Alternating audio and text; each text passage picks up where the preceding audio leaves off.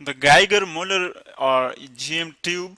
Geiger मुलर tube actually क्या है, जिस तरह कि हमने पढ़ा था कि जो हमारे पास रेडियो एक्टिव पार्टिकल्स है या रेडिएशंस है, उनको हम किस तरह डिटेक्ट कर सकते हैं। अगर आपके पास फॉर एग्जांपल कुछ पार्टिकल्स है, जिस तरह के अल्फा पार्टिकल है या बीटा पार्टिकल, या आपके पास रेडिएशंस है फॉर एग्जांपल गेमा रेज, इलेक्ट्रोमैग्नेटिक वेव्स है, तो इनको हम किस तरह डिटेक्ट कर सकते हैं। डिटेक्शन का मतलब ये है कि हमें किस तरह पता चलेगा कि यहाँ पर इलेक्ट्रोमैग्नेटिक रेडिएशंस या जो पार्टिकल्स है वो एग्जिस्ट करते हैं या एग्जिस्ट नहीं करते।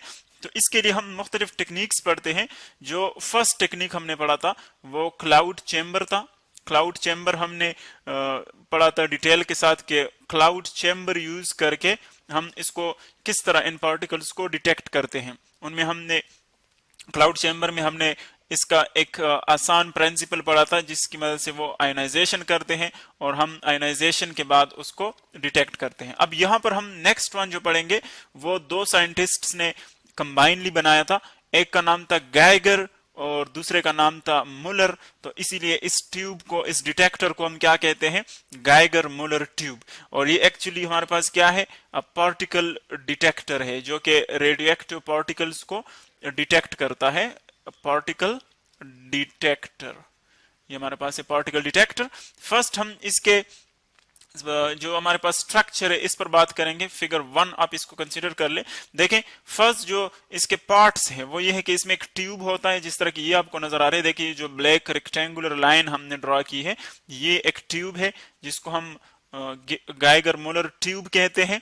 अब गाइगर मुलर ट्यूब के अंदर हम यहां पर यूज करते हैं एक गैस, और इस केस में हमारे पास यूज होता है argon gas.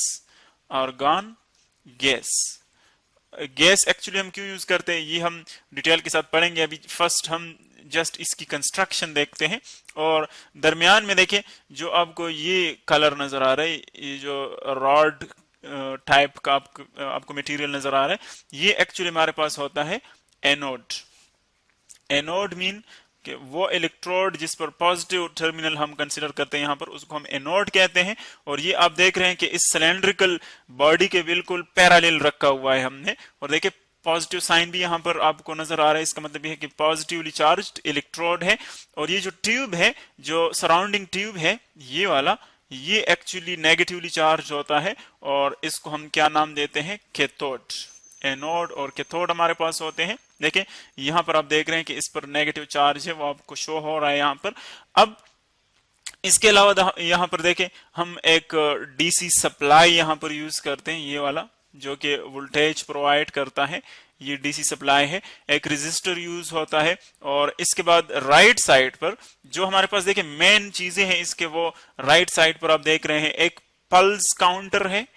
Pulse counter actually क्या करता है कि जो रेडिएशंस आते हैं वो इनको काउंट करता है। यानी एक्चुअली इसको हम वो भी कहते हैं रेट मीटर। रेट मीटर क्योंकि ये पर सेकंड के लिहाज से या पर मिनट के लिहाज से जितने रेडिएशंस आते हैं उनको काउंट करता है, उनकी मेजरमेंट करता है। इसीलिए उसको हम क्या कहते हैं, रेट मीटर, यानी रेट को काउंट करता है, कैलकुलेट करता है। एक हमारे पास लाउड स्पीकर यहां पर होता है। देखिए ये लाउड स्पीकर है। लाउड स्पीकर का फंक्शन यहां पर क्या है, जो रेडिएशंस यहां पर आते हैं उनकी जो साउंड होती है उसको एम्पलीफाई करते हैं हम, यानी उसको हम सुनना चाहते हैं कि कितने जो एक आवाज आती है तो इसका मतलब है कि एक पल्स यहां पर आ रहा है, एक काउंट वो आपको देगा।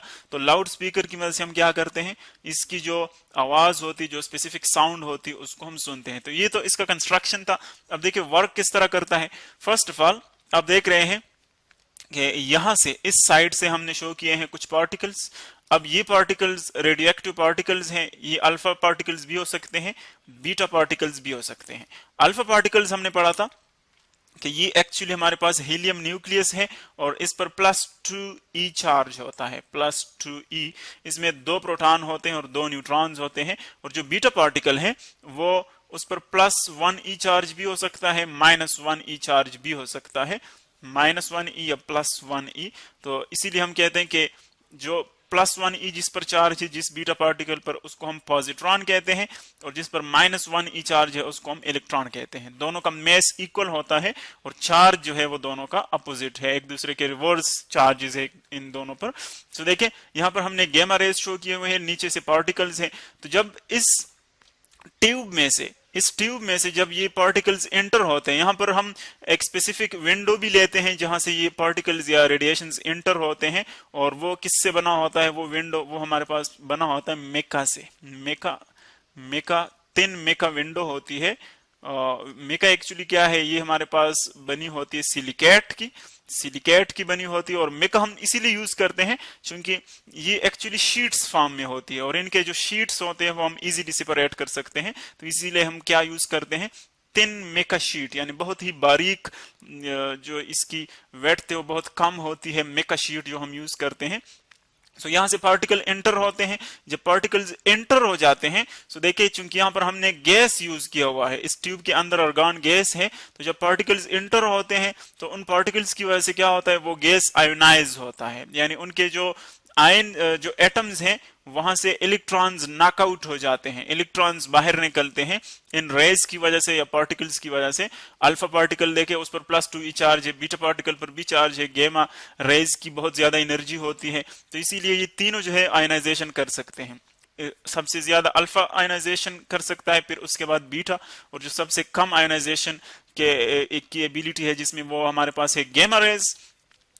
जब ये पार्टिकल्स या रेज आती है तो एटम्स को आयोनाइज कर लेते हैं, तो हमारे पास दो किस्म के चार्जेस आते हैं।